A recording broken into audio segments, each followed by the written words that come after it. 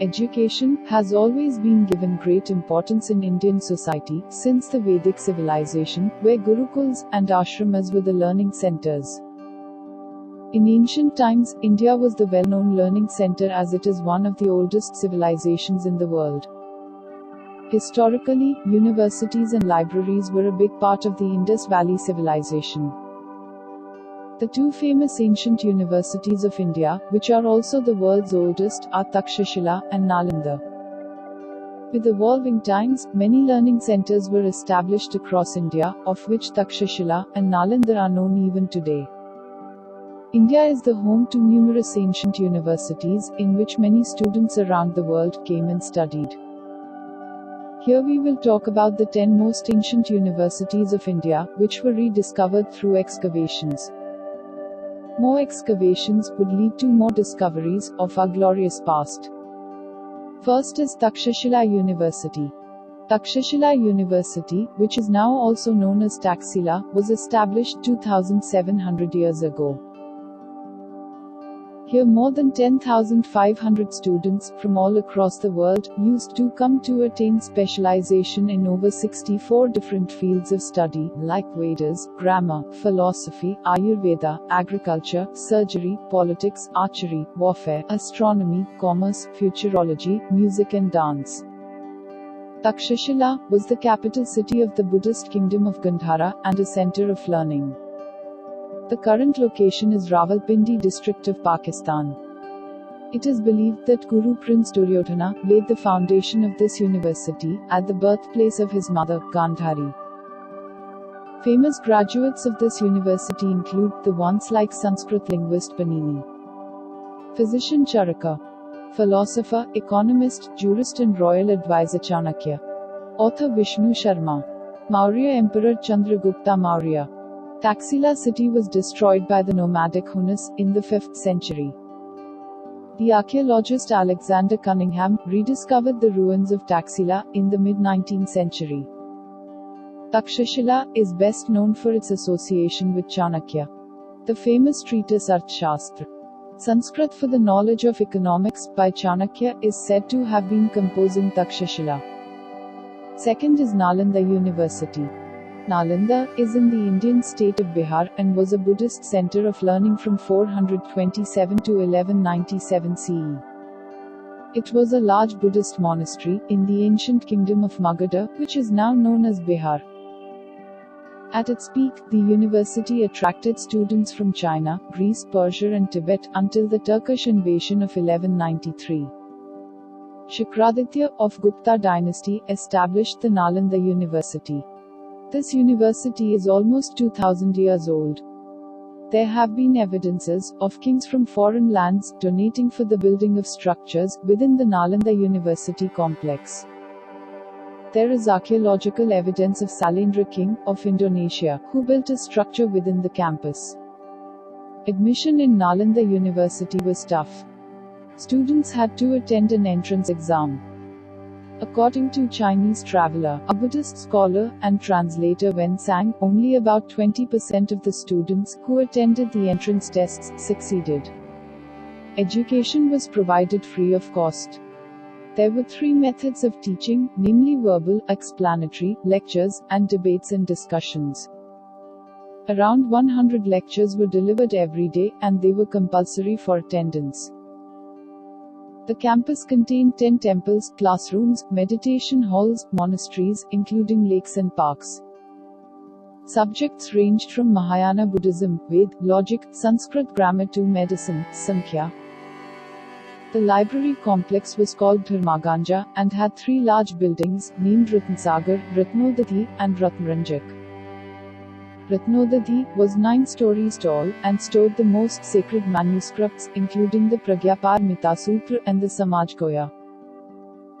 Nalanda University was destroyed by an army of the Mamluk dynasty of the Muslim Delhi Sultanate under Bakhtiyar Khilji in 1193 AD. He set fire to the libraries and killed the acharyas and students. According to a Persian historian, Minhajuddin bin Sirajuddin in his book, Tabaqat-e-Nasiri, the manuscripts burnt for several months. This proves that Nalanda University libraries accommodated lakhs of manuscripts. Such a huge loss of India's ancient knowledge heritage. Imparting of education continued the small way after repairs for the next few hundred years. A trove of sculptures, coins, seals and inscriptions have also been discovered in the ruins, many of which are on display in Nalanda Archaeological Museum situated nearby. In 2010, the Parliament of India passed a bill approving the plans to restore the ancient Nalanda University as a modern Nalanda International University dedicated for postgraduate research. Many East Asian countries including China, Singapore and Japan have come forward to fund the construction of this revived Nalanda University. Third is Vikramshila University. Vikramshila was established by King Dharmapal of Pala dynasty during late 8th century and flourished for 400 years, till 12th century. It was in the Bhagalpur district of modern-day Bihar. Interestingly, it gave direct competition to Nalanda University, with over 100 teachers and 1,000 students. This university was well known for its specialized training about Tantra. One of the most popular graduates from this university was Atisha Deepankara, a founder of the Sharma traditions of Tibetan Buddhism, who also revived the Buddhism in Tibet. It was destroyed by the forces of Muhammad bin Bakhtiar Khilji around 1200. The remains of this ancient university have been partially excavated in Bhagalpur, district of Bihar. A huge monastery with a cruciform stupa in its center, a library building and cluster of stupas. To the north of the monastery, several scattered structures, including a Tibetan and a Hindu temple, have been found. The entire spread is over more than 100 acres of land. Fourth is Vallabh University. Vallabh University was established in Saurashtra of modern Gujarat at around 6th century and it flourished for 600 years till 12th century. The University of Vallabh was an important center of Buddhist learning and championed the cause of Hinayana Buddhism.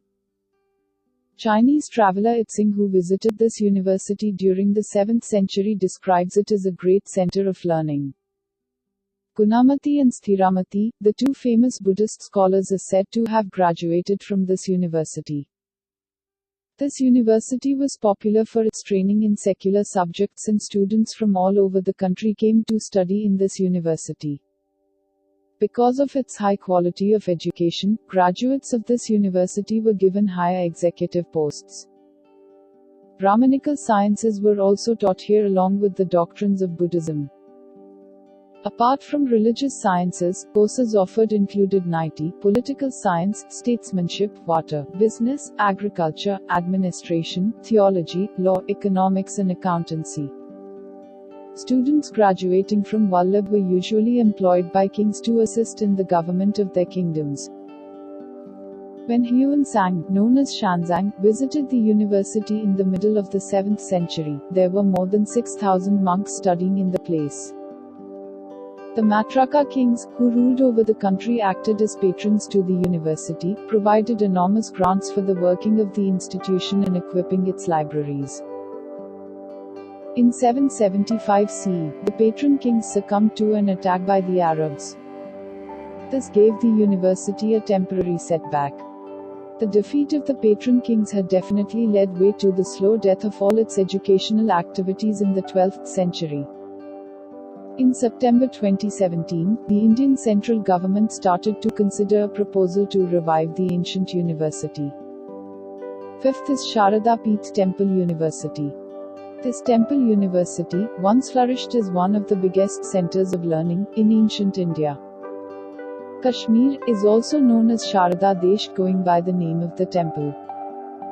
The Sharada script owes its development and popularization from Sharada Peeth Temple University. This ancient center of learning now falls under Pakistan-occupied Kashmir. Many famous scholars from India and neighboring countries studied in this university. Few scholars worth mentioning are Kalhana, historian and author of Rajtarangini, a history book on Kashmir in Sanskrit. Philosopher Adi Shankara, who consolidated the doctrine of Advait Vedant. Varotsna, a Tibetan translator. Kumrajiva, a Buddhist scholar and translator. Thonmi Sambhota, a Tibetan scholar, who invented the Tibetan script, as per accounts by traditional Tibetan sources. The timeline of the establishment of Sharada Peeth Temple University is unknown. Going by records of scholars who studied here, Adi Shankara was a student here. According to the book Chronology of Ancient India, by Vedvirarya, Adi Shankara lived in the 6th century BCE. This timeline is against the distorted datings of the chronological history of India. Going by this timeline, records of existence of Sharada Peeth Temple University dates back to at least 2500 plus years. But this learning center must be several thousand years older. Sharada Peeth is one of the 51 Shakti Peeths. Sati's right hand fell at this place when Bhagwan Vishnu cut her body into 51 pieces, which fell in 51 locations. 6th is Odantpuri University. This university was set up in Odantpuri, also called Uddandapura, in Bihar, then Magadha, by Pala King Gopala in the early 7th century. The book Chronology of Ancient India finds mention of Gopala, based on an inscription about his victory over Chandela ruler, dated 618 to 619 CE. Odantpuri University attracted students from far and near, but could not attain much fame, like Nalanda or Vikramshila. According to the Tibetan sources, the learning center accommodated around 12,000 students at some point of time. Subjects taught ranged from the Vedic scriptures of Buddhism. Acharya Sri Ganga, of Vikramshila, was a student from this university. Ancient Odantpuri University ruins, located on Hirne Prabhat, in Bihar Sharif, is also known as Odantpur Vihar, or Odantpuri Buddhist Mahavira. It was basically one of the 6th universities in ancient India established primarily for the purpose of propagating Buddhist learning and teachings. Apart from this, it is also regarded as the second oldest university, after Nalanda, established in ancient times. It remained in existence as a great learning center for Buddhist teachings for almost 4 centuries. In 1193 AD, when notorious Muslim Turkish invader, Bhaktiya Khilji, found this university. He mistakenly believed it as a fortress due to its long walls, and ordered his army to destroy it. This was the same time when Nalanda University too was set on fire by his army. His misdeeds proved to be the last nail in the coffin for both the glorious universities of ancient India. This led them to undergo almost oblivion for more than 6 centuries until excavation started in the 19th century. 7th is Somapura University. Somapura Mahavihara was established by Dharmapal of Pala dynasty during late 8th century in Bengal and flourished for 400 years, till 12th century. The university spread over 27 acres of land, of which the main complex was 21 acres, and one of the largest of its kind. It was a major center of learning for Buddhism, Jainism, and Hinduism. Even today, one can find ornamentals on its outer walls depicting the influence of these 3 traditions. It is one of the largest and best-known Buddhist monasteries in the Indian subcontinent, with the complex itself covering almost 1 million square feet or 85,000 square meters. Epigraphic records testify that the cultural and religious life of this great vihara was closely linked with the contemporary Buddhist centers at Bodh Gaya and Nalanda. Many Buddhist treatises were completed at Parpur, a center where the Vajrayana trend of Mahayana Buddhism was practiced. This university was inhabited steadily for a few centuries before being abandoned in the 12th century, following repeated attacks and being burnt nearly to the ground in the 11th century by the Vanga army. About a century later, Vipula Sri Mitra renovated the vihara and added a temple of Tara. 8th is Pushpagiri University. It was a prominent seat of learning that flourished until the 11th century in India. Today, its ruins lie atop the Langudi Hills, about 90 kilometers from the Mahanandi Delta, Udayagiri, in the districts of Jajpur, in Odisha. The university campus was spread across 3 adjoining hills, Lalitgiri, Ratnagiri and Udayagiri. The Kelva River, a tributary of the Brahmani River, flows to the northeast of Langudi Hills and must have provided a picturesque background for the university. The Chinese traveler Xuanzang visited this university in 639 CE. Lalitgiri is said to have been commissioned by early 2nd century BCE itself, and is the oldest Buddhist establishments in the world. Recently, a few images of Emperor Ashoka have been discovered here, and it has been suggested that the Pushpagiri University was established by Emperor Ashoka himself. Lack of patronage due to Muslim invasions led to the decline of this important learning center. 9th is Jagaddal University. Jagaddal University was set up by Pal King Rampal in the early 11th century in Virendra, in North Bengal. It is now in Bangladesh. Tibetan sources mentioned 5 great ancient universities that also included Jagaddal, the other being Nalanda, Odantpuri, Vikramshila and Somapura. Jagaddal taught a wide range of subjects, including Sanskrit, as taught in the other interlinked universities. One of the special subjects taught was Vajrayana Buddhism. Subhasitaratna Kosa, one of the earliest dated anthologies of Sanskrit verses, is believed to be compiled by Buddhist scholar, poet, and anthologist Vidyakara at this university. Besides, a large number of Tibetan sacred texts were composed or copied at this university. 10th is Kanthalur Sala University. The university was in Thiruvananthapuram, Kerala. It taught 64 different branches of knowledge. Even, the Charavaka, means Nastika Darshana, featured as one of the subjects. The students were believed to have arrived, even from Sri Lanka, to attend classes at the university. Valyasala in Thiruvananthapuram is cloaked in history. It is where an educational center of repute existed, known as The Kanthalur Sala. Enitam Kanthalur, a documentary by Kishore Kallara on Kanthalur Sala University, features volume about the educational system of the bygone days in this region. This university was also called Nalanda of the South. The documentary is based on several evidences, both archaeological and literary. Thanks for watching this video. Please share and subscribe to our channel.